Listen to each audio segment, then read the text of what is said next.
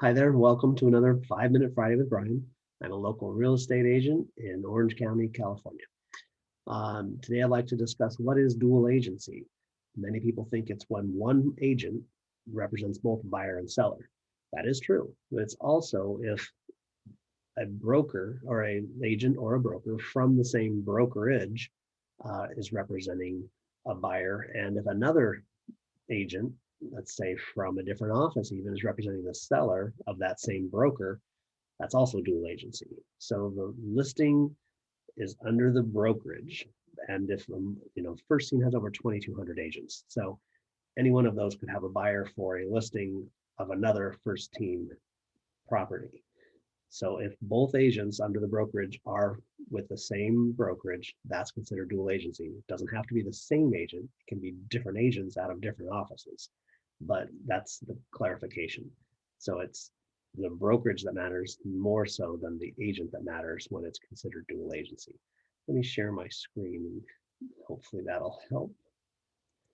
Okay, so you can see here's the form that's used, whether it's a listing or an offer that's being made. But it basically discloses that this real estate broker may represent more than one buyer or seller, and that's through their agents. Multiple buyers just means there could be different agents within that brokerage that have a buyer for that home. Multiple sellers means that brokerage, there are agents under that brokerage that have multiple listings. Not all the same listings, but those listings could be represented by a buyer from that brokerage. It's really convoluted. So dual agency is when seller is represented by the broker, and if the buyer is also represented by the broker. But here they're just disclosing that and saying to the buyer and the seller that you understand that and agree to it in this form. So what can the dual agent do or not do? Well, let's say the case, it's more clear for the case when it's one agent for both people.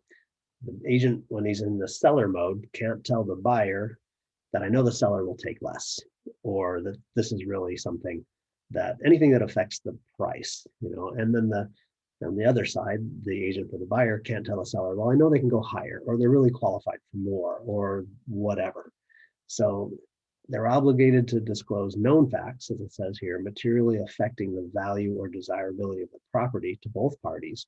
But what they can't do is tell facts related to either buyer or seller financial position, their motivation, their bargaining position, those kind of things. So you have to be very careful when you're an agent and representing both sides of that.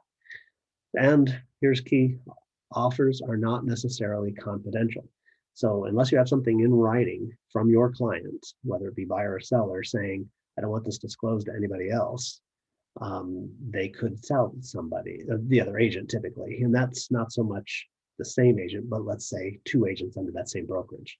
And again, they can't say about motivation, all that kind of stuff. But if I asked an agent who had a listing, say, I know you're listed at 500,000, but and you have offers, could you give me an idea where those offers are? And the agent could. So anyway, it's what it is. So let me get out of here. This is a quick one today, folks. Let me stop this share right here. Okay, so I am back. I am Brian Wilson. Here's my contact information. Please let me know if you have any if you have any questions about this, or you have something you'd like me to discuss. But I'm going through forms, trying to get everybody educated on what they are, and they change every year as well. So I probably have a long time doing this. I'm Brian Wilson. Thanks again for joining me. Please like, subscribe. Have a great evening. Take care. Bye-bye.